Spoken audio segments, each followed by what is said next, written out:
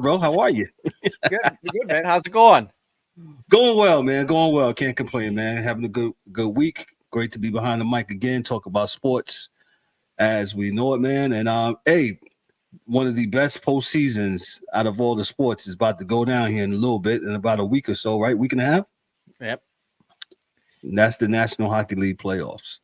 So, without further ado, but before we get to that, let me read this call to action. Hey, make sure you like, click, and subscribe to our YouTube channel. Also on the podcast side, you make sure you give us that 5-star review. 5-star review.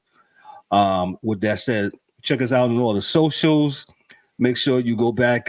Hey, we had a very interesting week. The last 2 weeks, we've been talking about sports hypnosis with our new friends of the show, Jason Medlock. Man, he came through. He used to play with Texas A&M as a defensive end.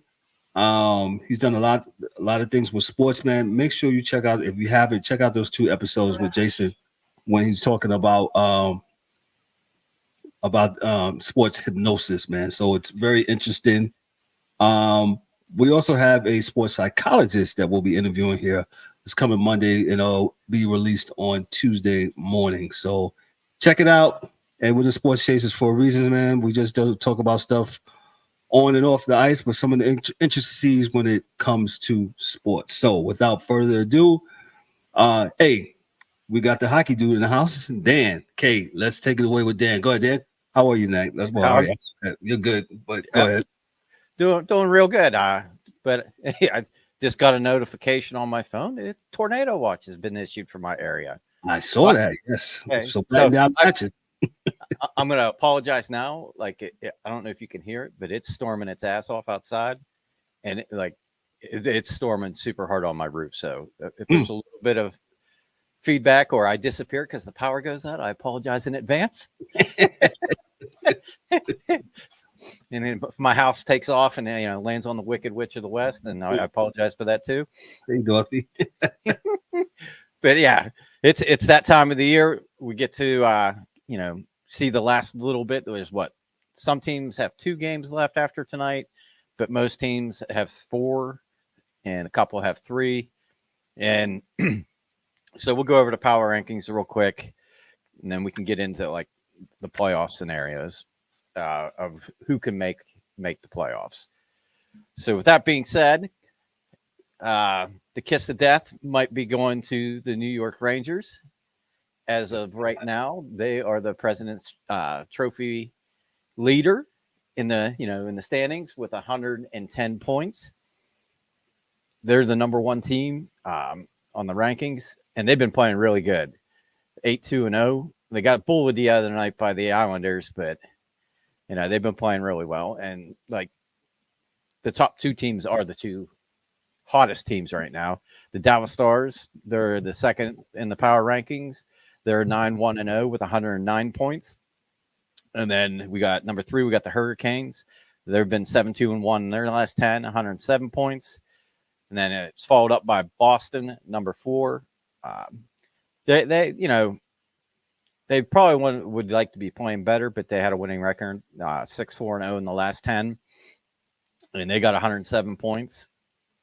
And then number 5, we got the Avalanche. They've been struggling a little bit.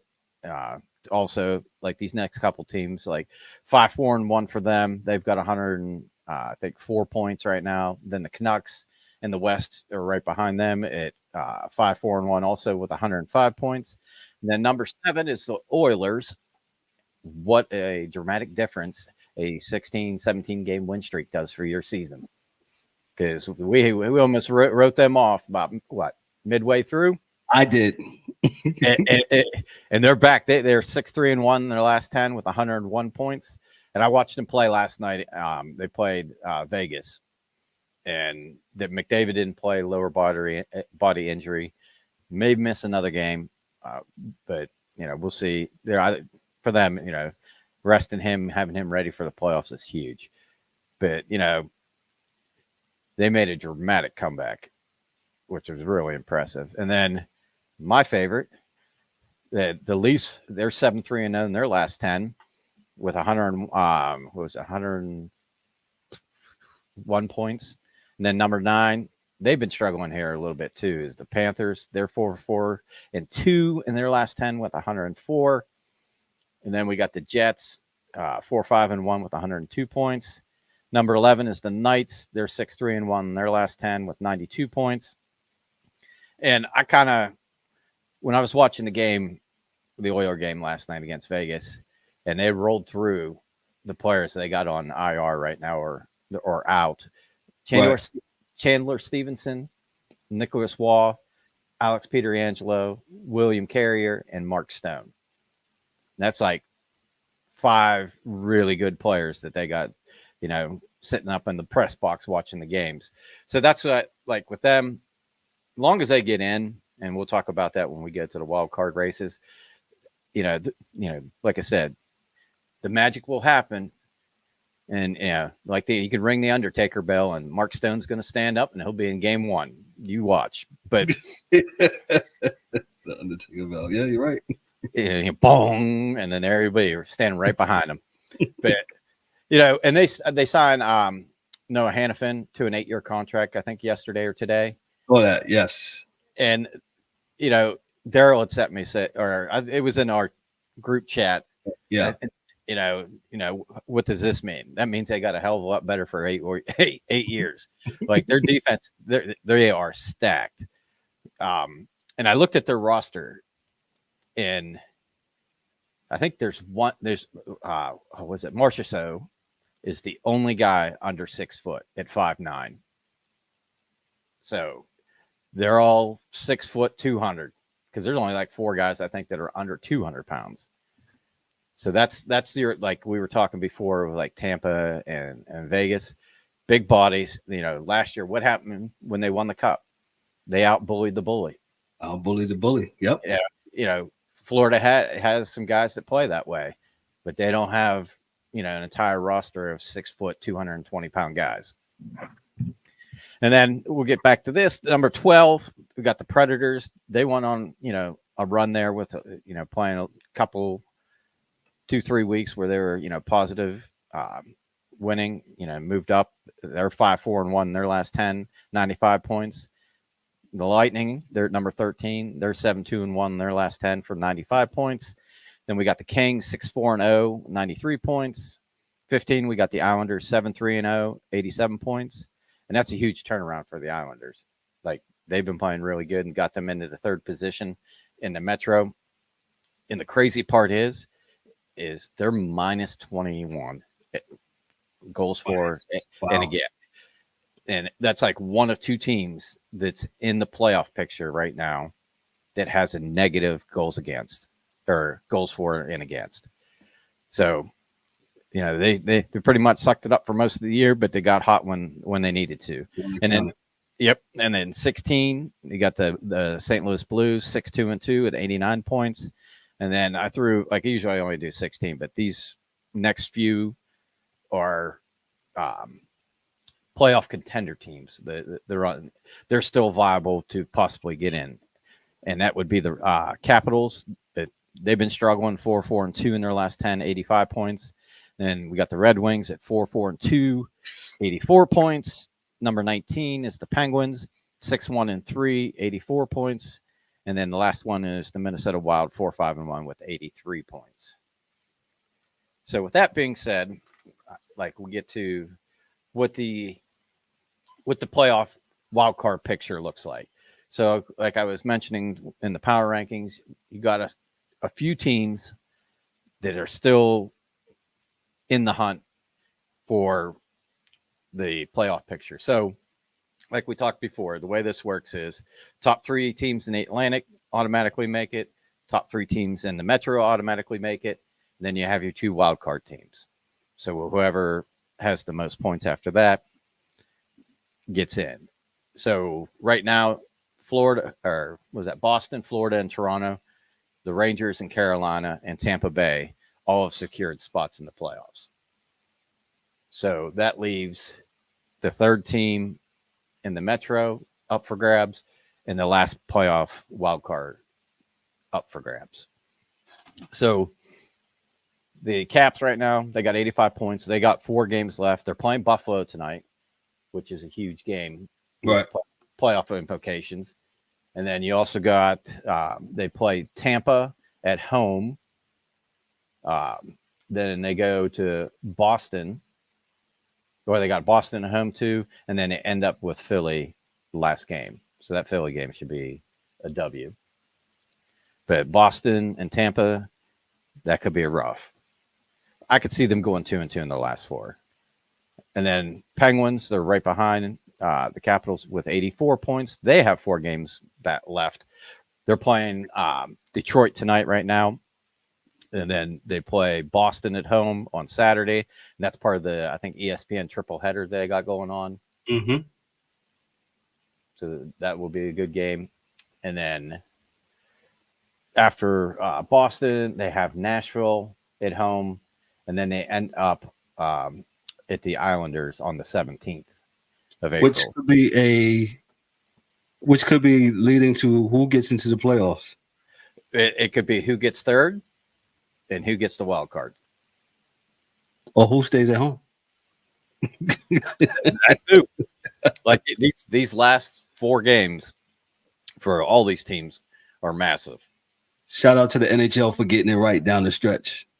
Yeah, somehow they managed to get a lot of good matchups with the teams that still playing each other that have a chance to make the playoffs. And that's what you want, right? For your sport. You want excitement leading into the postseason. And like I said, when you named the Islanders and the Penguins, like I said, yeah, could be fighting for third or the 8th spot, or they could be sitting at the couch, depending on what's the other teams right there. Capitals and the Red Wings. That's the other two. So the Red Wings, they've got 84 points. They got 4 games left too. Mm-hmm. They're playing the Penguins tonight. And the reason why I say this is a huge game, it's what I like to call the 4-point game. So it could be like a 4-point swing. They lose out on 2 points. One team loses out on 2 points. One gains 2 points. So at the end of the day, if you have 4 games left, you get a possible 8 points left. So if you lose, now you only have a possible 6. And the other team has possible 6, but they're 2 up on you because they won that game. So like it just worked out that the Penguins are playing them tonight, in the last 4 games of the season with the playoff spot on the line. But then after that on the 13th, they go to they're at Toronto, and then on the 15th, Detroit has a real good chance of winning 3 of the 4 because they play Montreal home and home the 15th and 16th.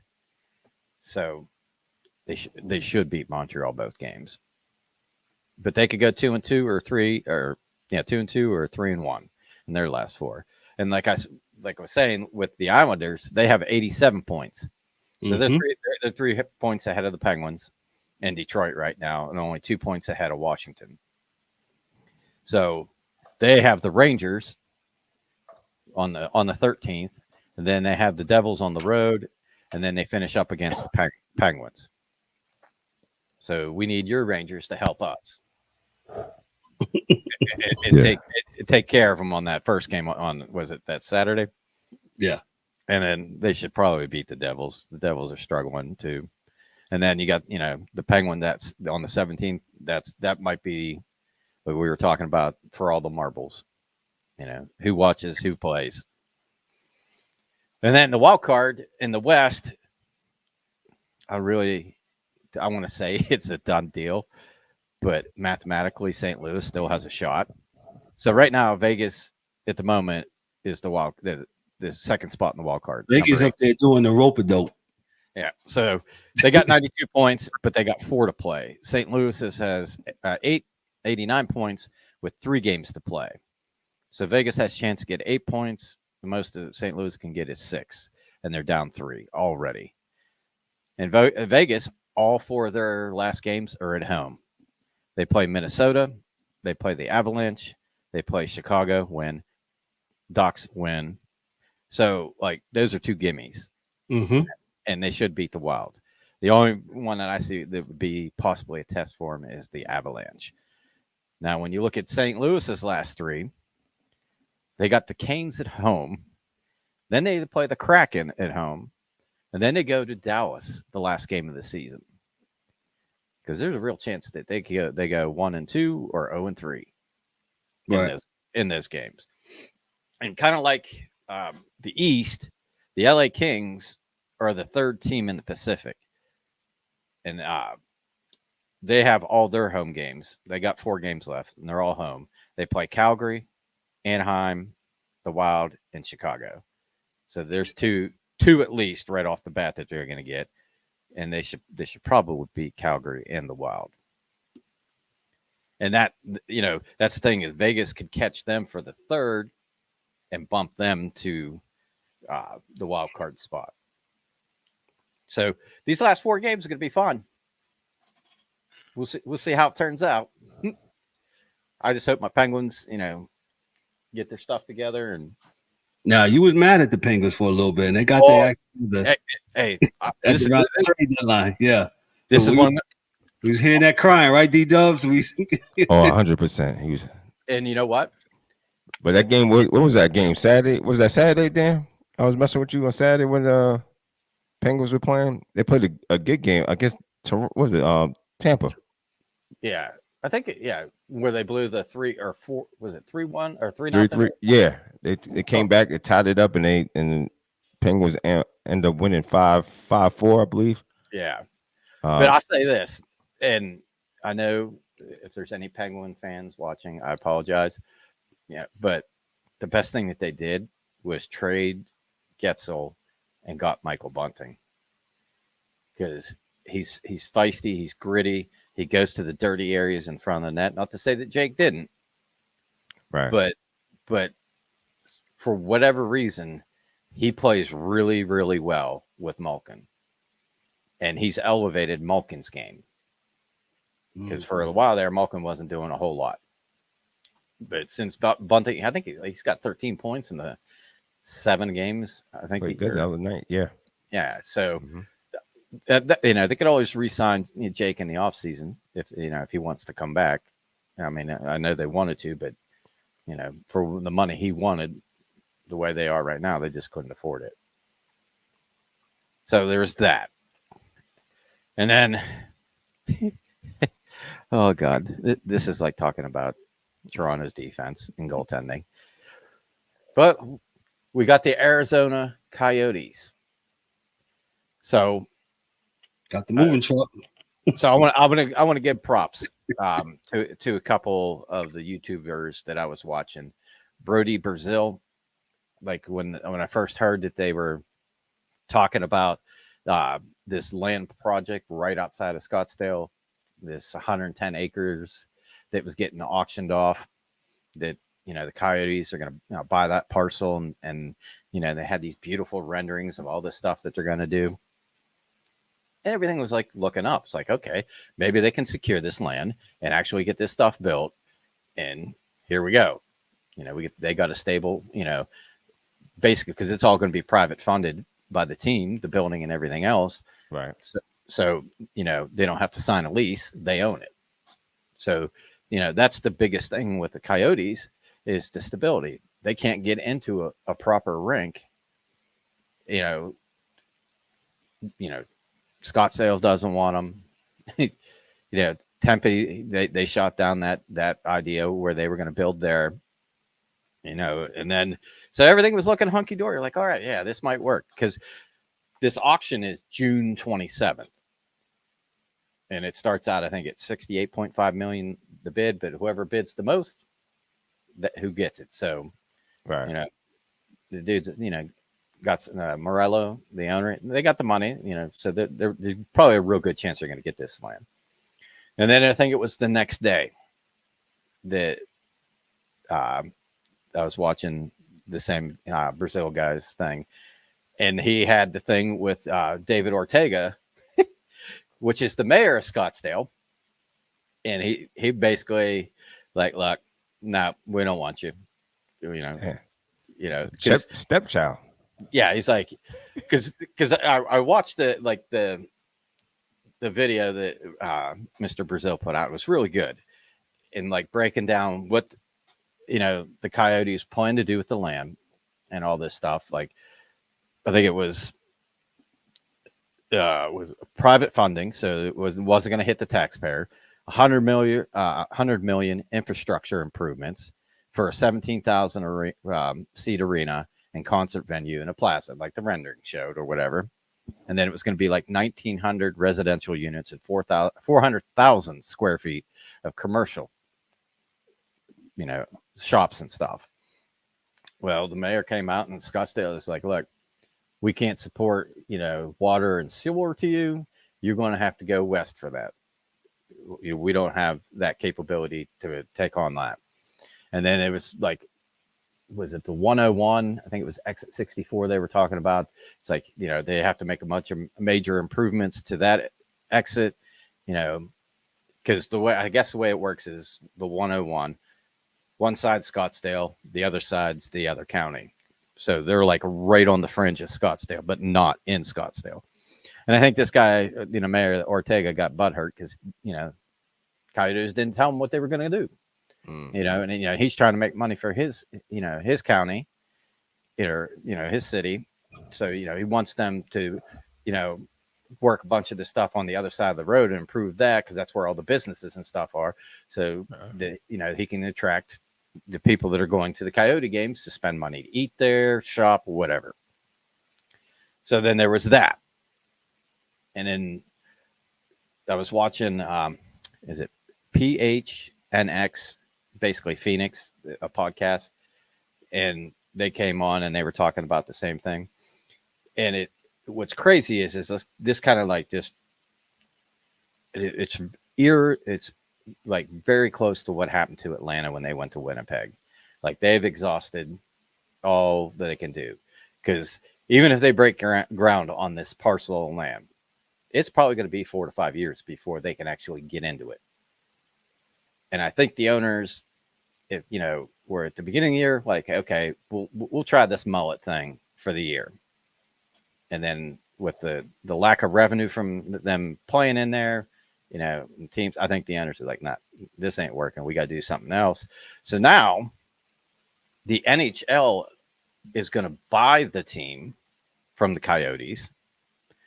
And I think it was it $1 billion? I think they were going to buy it from the Coyotes. Mm-hmm. And then they're going to turn around and sell that team to Ryan Smith's group out of Utah for $1.3 billion. And then the owners, that $300 million, they split that up. This sounds like when the Hornets were in trouble, right? The NBA Hornets. Sound like some bailout program, but go ahead. Yeah, and the NBA at the time, David Stern, they bought the Hornets and they operated the Hornets for a year or two. And I believe they was even, remember when Chris Paul was supposed to go there? I think that changed a whole Chris Paul was supposed to be traded to the Lakers at the time. But let me ask you this, Dan. I know I'm going off a little bit. Why hasn't hockey worked in the greater Phoenix metro area? Horrible ownership. So this is the same thing what happened in Atlanta. Yes. You think? Yes. Here's the thing. You didn't pay your rent. You didn't pay your AHL team's bills and basically got thrown out of the one building. Yeah, I think it was in Scottsdale. And then they turned around and they went to the American Airlines Arena or whatever. And they tried that, but it was so far from where their fan base started that, it's like an hour drive both ways. You play a game at 7:00 at night, the game gets over, 9:30. By the time you get out of the parking lot and actually drive all the way home, you're looking at, like an extra hour and a half. Right. So, and that was part of the problem. There, a lot of it boils down to an arena, right? They can't get a lease in an arena and an actual arena that is set up for hockey. So now they're playing at, the generous 5,000 seat arena at Mullet. Let me ask you this. Do you think the NHL wants to have a playoff game in Mullet Arena with 5,000 fans. No way. That's going to look really bad. Really bad. Yes. So the fact that they can't secure a location to play and they've exhausted trying to build stuff, this, that, and the other. And I think it was like they had a 3-year agreement with ASU to play at the Mullet, plus an option on the 4th year. But I think that the league is like, look, and here's kind of the thing. They told, like, so this is kind of why it's going down the way it is, I believe. Like, the NHL is going to buy it from Morello. That way, there's, like, instead of him talking to Smith and, having it fall through, the NHL say, look, we're going to take the team from you. We're going to buy it from you. And part of this deal is you acquire that land, you build what you need to build, and we're going to grant you a team back, whether it's relocation or it's an expansion team. So we're gonna give the children back to the bad parents who suck. That's what we're literally doing. But this Morello guy, I don't believe he's been the owner of the entire time. I think like a lot of the early problems was a different owner, and he kind of got dealt a shitty hand. And he he's hellbound. He wants to do this. He wants a team in Arizona. The NHL wants a team in Arizona because it's an attractive place to play. It can work. Yes, it absolutely could work. And like Smith, if he, this is the way it goes down, he's going to get a young, talented team that they can build on for the future. And like, he's a billionaire. He can spend the money.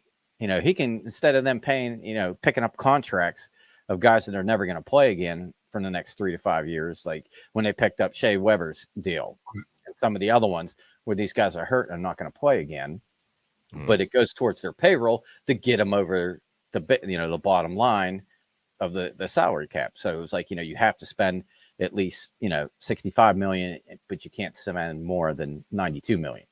Well, they would get those contracts to bump them up to the 65. So now you're going to get an owner and could be like, you know what? Who's the free agents? Oh, Getzel's a free agent. Yeah, let's go get him. And they could have a really good team, and they're very young. Like, I was looking at their roster too, and it's like, Shane Doan's kid plays there. Like I think Logan Cooley, the kid from Pittsburgh, they drafted last year or this year. They got a lot of young talent. Was it Keller? The forward.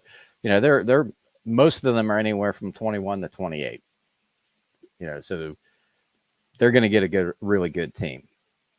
And the crazy part is right now they're drafting. So this is about the time that they start doing next year's schedules. So they're doing a schedule as if they're still in Arizona, and then they're also doing a schedule as if they're not in Arizona. Presumably, they're doing it from Salt Lake, that area. But like, the Utah owner, they're trying to get, I think, the 2030 Winter Olympics.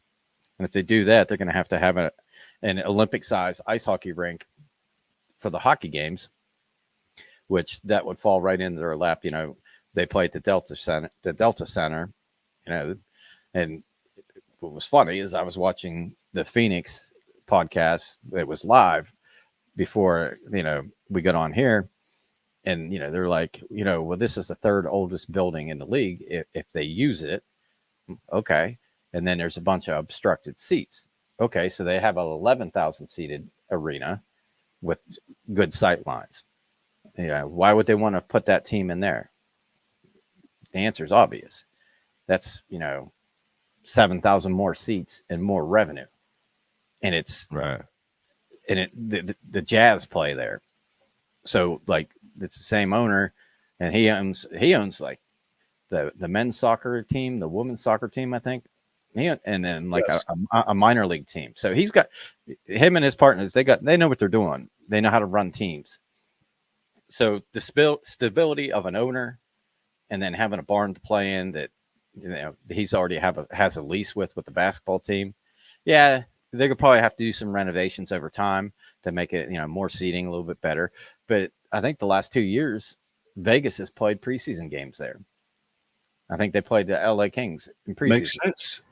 Usually teams, usually leagues, when they want to go and tap into a new market, what do? They play exhibition games there. Look at the NFL. Yeah, check this out, man. I just don't have. Maybe we already spin around it already, but this thing about asking taxpayers to pay for. I just have a problem with that. I have a problem. That's the thing. The Arizona property is private funded. It's not going to cost the taxpayers anything. So what is the problem is, okay, and I came in late on the late part of it. What is the problem, and why can't we get a deal done why can't the owner get a deal done to get a stadium that's conducive for this team? Well, like I was saying, they burnt Scottsdale. And what was the other? The Phoenix, American Airlines. They burnt their bridges there. They didn't pay their bills, D.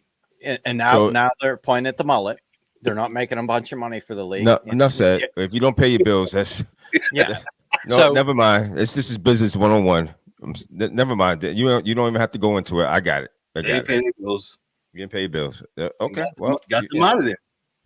Hey, bro. They said that's enough. Ain't no squad in here. No squatters here.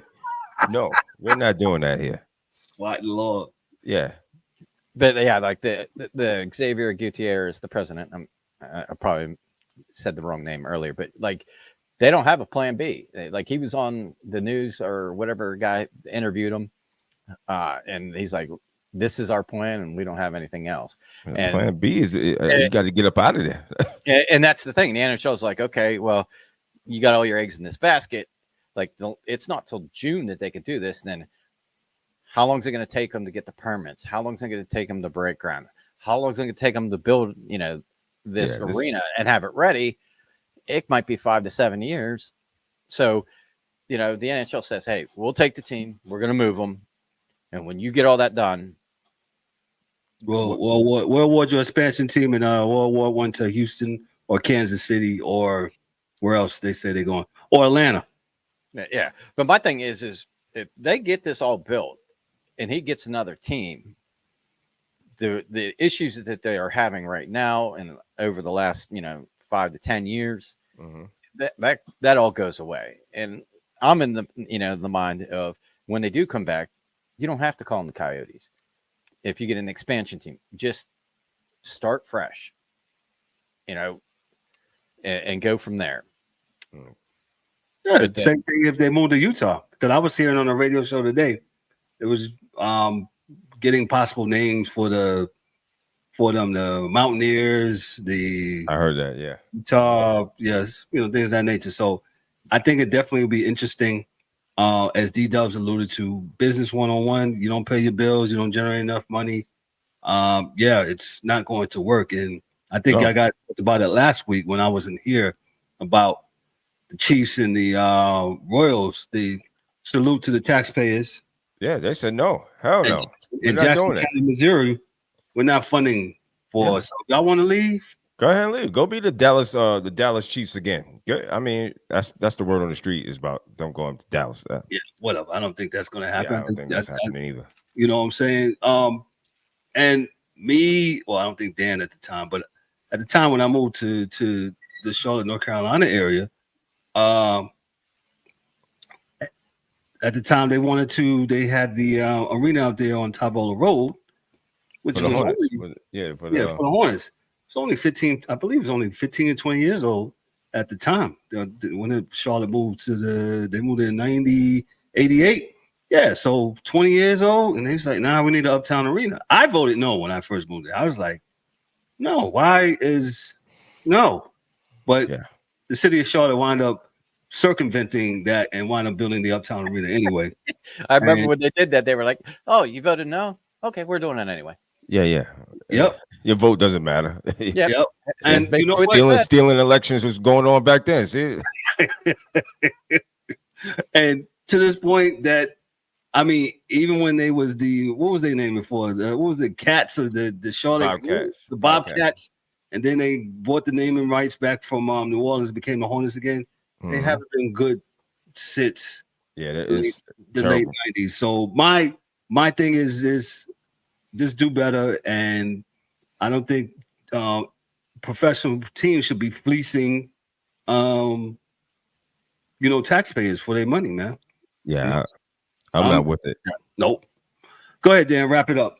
But this move could actually happen from what I was seeing, because I saw Elliot Friedman on there and Cervelli on the Phoenix podcast talking about the Coyotes situation. Like, this could happen as early as the 18th of April, because like the season ends on the 17th. It's next week. Yeah. They could be they could be gone. Okay. But the last thing I wanted to touch on is Kevin had messaged me, or we talked on the phone or whatever, and he sent me, I think, an Instagram reel or something of somebody boo-hooing about the Devils Rangers 2 seconds in line brawl. I thought it was great, by the way. Sorry, Dan. I thought that was phenomenal. That was old school, as you can't get no more than that. So Fantastic. I wanted to touch base on basically the mentality of why what happened. So they played 3 times in the last month and a half. They played February 22nd. They played March 11th, and then they played on the 3rd of April. So the first game in February, Rempe's total time on ice 13 seconds. He had 7 penalty minutes. He got a match penalty for running Bastion over from New Jersey, and then Siegenthaler came in and he got a roughing for roughing him up too. Game 2, March 11th, Rempe had 448, and he had 15 penalty minutes. He elbowed Siegenthaler this time at center ice. I think, Kevin, we talked about the hit or whatever. He did kind of catch him with the elbow high. And then when he pinned his stick against the boards, he kind of like slammed his face into the backside of Rempe.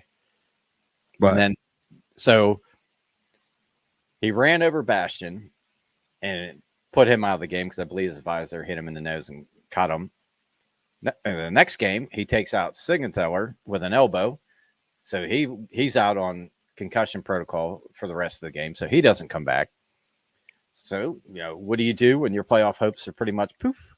And you got to play the same guy again that's hurt, 2 of your guys. And that's the thing, is with him getting thrown out of both of those games, there was no no pound of flesh was given. It's on the screen. Yeah, but that's right here. So he hits him a little bit high with the elbow, and then he pinches his stick and wham, slams him in the back. And see, McDermott wanted to kill him, but they threw him out of the game. And then there you go. And this is why we have this. So what's New Jersey do? They want their pound of flesh. So the visiting teams have to submit their starting lineup for the game before the home team does. So New Jersey puts the 5 guys, that they're going to put on the ice and the goalie, and then the Rangers get it, and then they get to choose who they want to put out. And this is like absolutely, I think it was 4 years ago that Vancouver and Calgary had the same thing happen. They put the same type of players out on the ice, and I guess if I remember correctly, I think it was Lane was the guy's name. He was a rookie, and he was going to take the face off, and they had McGrattan or somebody taking the face off. So Bieksa, the defenseman who does that job, went up, tapped him, said, "Go play defense. I'll take this draw." And the same thing happened. But the reason why they do this is, this is the last time they're playing this year, and they want to send a message, and they want, like, it's one of those things. This happens, then it's over. You know what I mean? They had another fight, I think, later on in this game. But as far as the Rempe thing goes, that should be put to bed now. But this was a hell of a fight. They went forever. Look at It was fantastic, man. Yeah. But you said that this is so much violence on the ice. Why are they doing this? Yeah, Marino was skating for his life. He was like, "Please don't hit me." Sure. So in this game, that's Keandre Miller that was fighting Marino, and then you had Tierney and McDermott, and you had Ball. As you can see, those guys that were like, there's McDermott, and then 80 something is Ball. So the way this works too is, I don't know if you can go back to the very beginning when they first dropped the puck, and then everybody starts throwing their shit. So nearest to the bottom of the screen here, you see the helmet by the Sportsnet thing. As soon as this puck gets dropped, these two, boop, gone. They're already engaged. So anybody else that fights after that is gone. That's an instant game misconduct. So all these players, so Miller, Trouba, Goudreau, Rempe, all 5 for fighting and a game misconduct. And then on the other side, Marino, Tierney, McDermott, and Ball, same thing. 5 minutes fighting. Game. What's up? So the Rangers had 78 penalty minutes in this game, and the Devils, I think, had 86. Damn. So, like 160 penalty minutes total. But here's the great stat. So our boy here, 73 in blue, Mr. Rempe, in 3 games against the Devils. Dan, you sound like you got a problem with my man. No, I don't. Okay. I love the fact that he's willing to drop them. Okay. I love that. I just wish he would, the coaching staff would take him aside, like in the morning skate, after practice, and work on, this is how we need you to hit people since you're so damn big. Because the thing is, he's a big boy, man. Yeah, his elbows are at most of the players' heads. So yeah, it's hard for him not to do it. So they need to get him, and be like, all right, if you're going to hit him, lean down a little bit, get your elbows down. But yeah, I love the way he plays. So in 5 minutes and 3 seconds of ice time in 3 games, so that's what, 60, 120, 180 minutes. 180 minutes. Yes. Possible gameplay. He played 5 minutes, 37 penalty minutes. And you see Laviette saying to Travis Green, "What are you doing, you idiot?" Travis Green is coach of the suits are arguing. Yeah. Look at Laviette. Let me take my gum out. Come here. Asshole. Why are you putting all the goons on the ice? Rempe is 6'7". Yes, that's what I'm saying. He's huge. So with the skate, so he's about 6'8", 6'8", 6'9"? No, he's probably about 6'9" with the skates. Skate blade? Yeah, it's probably about, well, between the holder and all that stuff. Right. It's probably about 2 inches. Look at these guys climbing it up. Like, yeah, that was awesome. The brawl on Broadway. The brawl on Broadway. Yes, absolutely, man. So great. Yeah, but that's the reason is why that happened is Rempe took out 2 of the Devils players in the two previous games. Each time he got thrown out, so they didn't get the chance to get their retribution. So what do? You put 5 goons on the ice to start the game. And the other coach has like, look, these are 5 of their fighters. I'm not putting Panarin out there. I'm not putting Zibanejad out there or any of those skill players because they're going to whether you want to go or not, the gloves are coming off.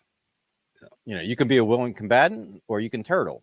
And if you turtle, it's not going to stop right there. They're going to continue to do that. And that's the thing is like you make them, the Rangers put out those type of players, which, in the end, it almost cost you guys because Trouba and Keandre Miller are 2 of your best defenders. They was down only 4 defensemen, man. And and the Devils was ahead, I believe, 3-1 in the second period. And the Rangers came back and Mountain came back and wound up winning that game. But that's the thing, you force them to do that.